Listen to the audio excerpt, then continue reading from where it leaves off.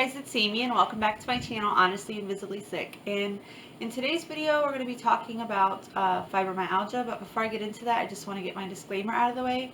I am not a medical professional. This is just my story and what works for me. I was first diagnosed with fibromyalgia in, kind of 2014. That's what my original doctor, when I went and got checked for rheumatoid arthritis, that primary care physician went ahead and said that I had fibromyalgia. We didn't really do anything to treat it. We just kind of left it. Sorry if my eyes are trying to close. I'm trying to go without my glasses because the glare on my glasses is really bad in the video, but the light is bothering my eyes. If you know and you wear glasses all the time, you know it's natural for your eyes to try to squint and to make up for not being able to see. So that's what they're trying to do. So it's either that or the glare. I'm also having a little bit of issues with my eyes. I'm going to do an update on my eye video probably, or an update on my eyes in a video probably next month. I went and saw my eye doctor last week and got some news, and I don't want to share it until I go back and see my eye doctor again and just make sure that we are on the same page and what I need to do going forward. So I wanted to talk about fibromyalgia. Fibromyalgia is a chronic condition. It's thought to have something to do with your nerve fibers or your nerve endings, and then being overactive, which causes you to be more sensitive to pain. Some people, and this has been going on for years, I know even before I got diagnosed, some doctors believe it is an autoimmune disease and other doctors don't believe it is an autoimmune disease, but it seems to go hand in hand with an autoimmune disease. My eye doctor classifies it as an autoimmune disease, whereas my primary care physician doesn't. And if you go see a neurologist, then they classify it as a neurological disorder, and if you go see the rheumatologist, then they'll probably put it in with your autoimmune diseases. But fibromyalgia is a really kind of like a weird disease. It affects your body in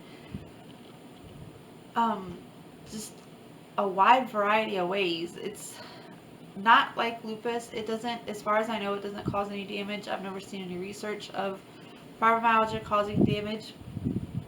I do know that even though the doctors say that it's not progressive, I know with my fibromyalgia, it has been progressive, and that's kind of been debated.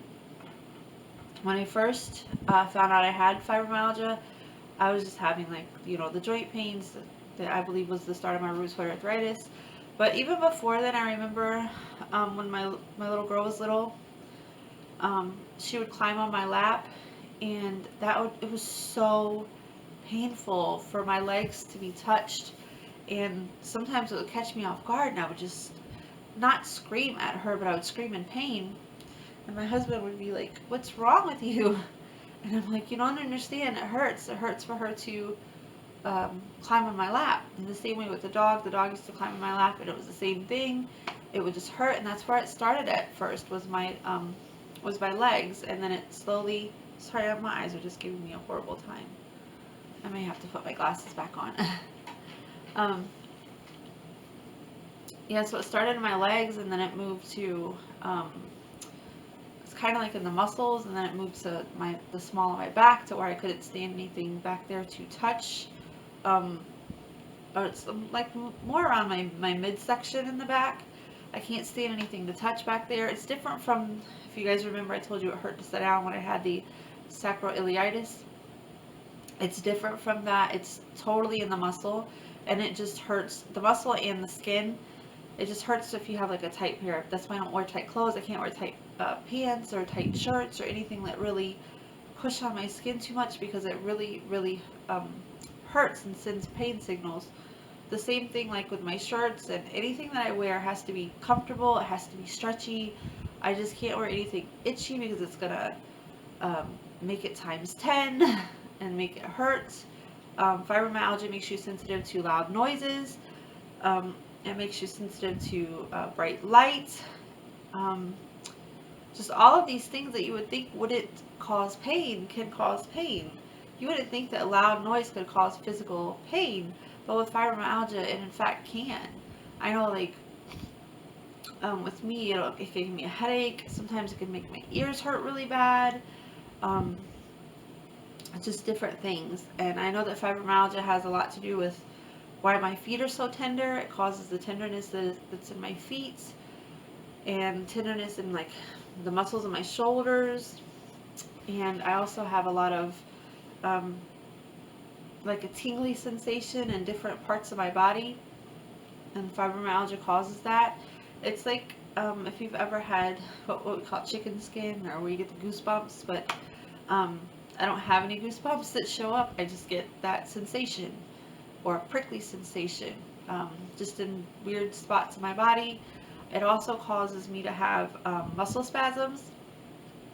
I have those quite frequently, like my arm, my shoulder or arm will just start jumping, or different parts of my leg, muscles in my legs will just start jumping at different times, and it's really kind of weird. It causes you to kind of like have a twitch until it goes away. Sometimes it'll just come and then go away in just a couple of minutes, and then sometimes I've had it last where it's been like an hours that my muscle's still twitching. So it really just depends on the day.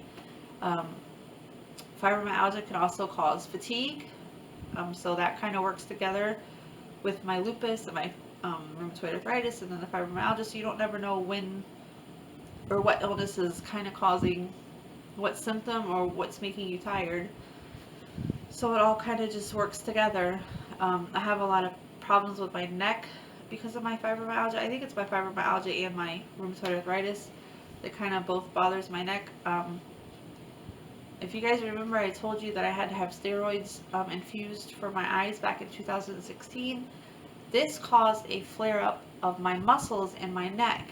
I had relief from my joint pain, and I had my eye was getting better, but for 3 days after I infused those steroids, I couldn't move my neck.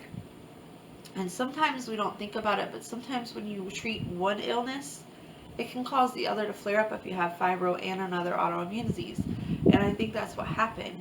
And my muscles in my neck will flare, and it'll make it sometimes where I can't move my neck. But that was induced by the steroids. So it just depends. You can also get stiffness with fibromyalgia, which, if you guys remember, the first time I saw a rheumatologist, that's what he had initially diagnosed me with, for being so stiff and where I could barely move. So I definitely think that the fibro kind of works with it. Sorry, that's my ceiling fan. Kind of works with it to where I can't move around, and helps, not helps, but kind of makes the stiffness that I already have with the lupus and the rheumatoid arthritis, just kind of makes it worse. I can definitely tell when I'm stiff in my muscles and when I'm stiff in my joints. Sometimes it's a combination of both. Sometimes with lupus you can get stiffness in your muscles and not just in your joints. So I think it all kind of goes and works together. Also with the fibromyalgia, you get headaches.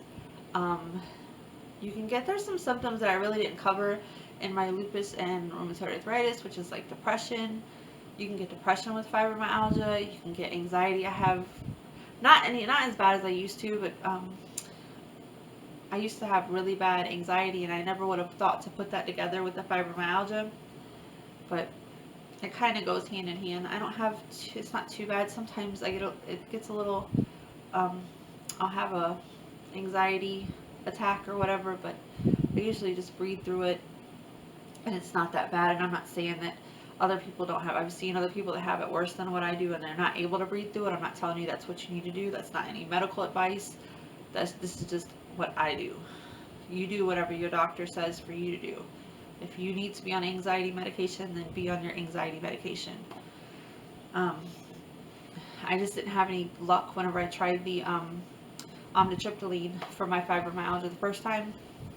It really bothered my eyes, so I wasn't able to stay on it because it was really making my eyes dry. So it just depends on what's good for your body. I also, with fibromyalgia, not just in my legs, but I can't stand to be touched a lot. So if I give you a hug, it's a really big deal, because a lot of times people don't think about it, but a hug to someone with fibromyalgia can be really painful. It just depends on where your muscles are hurting. I have a lot of trouble in my shoulders, um, in my shoulder area, and calling it kind of where my shoulder blades are in the back. That's a really sensitive spot for me. So it does hurt. It does hurt a little bit to hug. Not all the time. So most of the time I just try to give I try to come in for a side hug instead of doing the whole wraparound hug, because it's not as painful to do a side hug um, as it is to do a full-on hug. But fibromyalgia is so debatable because for the longest time the medical community didn't even acknowledge that fibromyalgia existed, or they would say it was all in your head, or things, just say things like that, or say that it had something to do with a mental illness or something like that, which it doesn't. It has been proved that it doesn't. It does not have anything to do with your mental state. It is a serious pain condition that a lot of people suffer with, and I don't think it's very well covered. Sorry, that's my phone. Hold on. I don't think it's very well covered what all fibromyalgia is. There are so many symptoms. Like, the symptoms that I'm giving you are just the symptoms that I have. But I know people that have um, a whole wide gamut of symptoms that come from having their fibromyalgia. Like I said, I just try to give you my symptoms as kind of for each disease, because I know whenever I was out on the internet scouring looking for other people that had the same illness that I did and had the same symptoms, everybody kept giving the Google symptoms.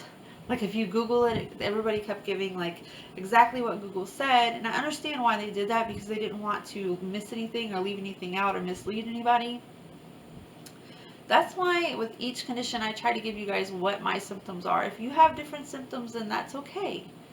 That's all right. That's how the illness affects your body. But I'm just trying to give you like a real life person that has the disease and what it does for me. I also wanted to mention too, something that I forgot that I deal with my fibromyalgia, and that is numbness. I have numbness and tingling in my fingers, mainly these two fingers here on the end, and I also get it in my feet. Sometimes whenever I walk, my feet will go numb, and I don't fall or anything. They just tingle, and that's what they do. I remember one time I went for a walk. It's been a while ago, a few years ago.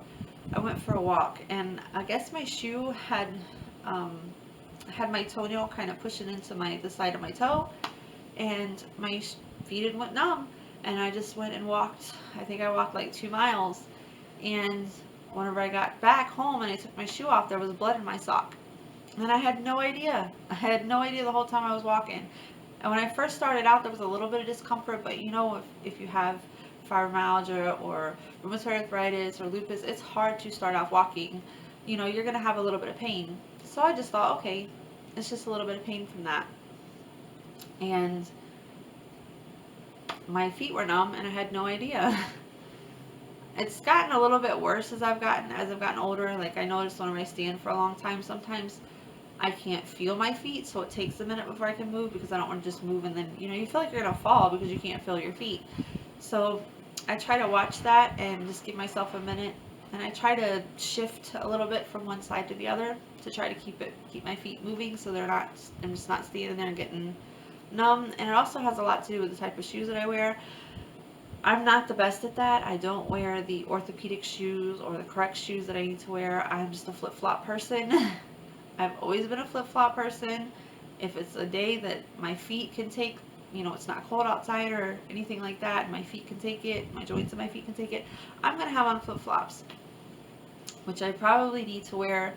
I can't wear tennis shoes all the time, but I do have one pair of shoes that I purchased, I think it was in August or September, somewhere around in there, from Walmart, and they were on clearance, and they actually have quite a bit of support. They're not cute, but they do have support. I have a few pairs of earth shoes, but it's just hard to find shoes that you really are stylish and that you want to wear. So what I reach for most of the time is my flip-flops. I think that covers about everything all of my symptoms that I go through with my fibromyalgia. There is one more condition that I wanted to bring up with you guys, and that is because I don't want to give it its own video unless I have somebody who actually has it that I can talk to, and that is Hashimoto's. I have not officially been diagnosed with Hashimoto's, but based on my blood work, we do know that my immune system is attacking my my thyroid. It's actually attacking it in 2 different ways, and my antibodies are severely high. I remember looking at I don't have my labs in front of me, but I remember looking at my labs, and I don't remember which one it was. Both of them were high. Like, say the average is 35, or what they consider high would be anything over 35. Mine was 569, so it's like super high, and it's still super high. So I have to kind of keep monitoring my thyroid. It's just to make sure that I'm not needing medication. I don't need medication right yet, but sorry, that's my phone again. Sorry. I don't need any medication as of right yet, but I just have to keep monitoring it because that may happen. You know, there's sometimes where you can have your thyroid be low, and then sometimes it can go high, and anybody who has Hashimoto's knows that it's like a roller coaster ride. So I'm just keeping it under watch. We know that, like I said, my antibodies are through the roof, so we're having to watch that. So for me to lose weight is like super hard to lose weight. So the fact that I've lost a few pounds, I'm not going to say I've lost a whole bunch of weight because I haven't. I've just lost a few pounds is a big deal to me because I don't normally typically lose weight. I've always been the same. I've been the same weight now for about close to 3 years, and I might go up a few pounds, and then come down a few pounds, but that's normal with any woman's weight to fluctuate like that. But I've actually lost a few pounds, and I'm really excited about that, to be going down in a size, because it's been a long time. Ever since I infused steroids in 2016, I just gained weight, and I've not been able to get that back off. So, alright guys, that's it for my fibromyalgia video. If there's any symptoms that you have that I missed, just comment down below, let me know. Like I said, I know that there is a wide gamut of symptoms that it would take hours to cover. But I just want to give you guys mine and what I go through so that you can see that there's an actual person going through this disease, and it's not just the normal basic tips that you get from Google. But alright, that's it. If you guys need prayer, if you need support, just comment down below. Don't forget to subscribe if you haven't already. And I just thank you guys so much for watching my videos. I like putting them out. I hope to continue to do this. Keep looking up for my eye video next month. I think I've covered all of my autoimmune diseases, so I'm just going to start like basically going through my life and, you know, giving updates whenever I need to, and maybe taking you guys along with me as I do things. And yeah, just give updates. There's more stuff that I want to cover. I know that there's a video that I really want to do on the misconceptions about people who have an autoimmune disease, and that will probably be my next video, my next autoimmune disease video, because it's a hot button issue, and there are a lot of things that need to be discussed. But anyway, let me not stop going on in this video here. Just don't forget to subscribe. Don't forget to check out my Facebook at Honestly Invisibly Sick. And just again, thank you guys so much for watching. If you need prayer, just leave a comment down below. I'll be happy to pray for you. And just thank you so much, and have a blessed day. Bye.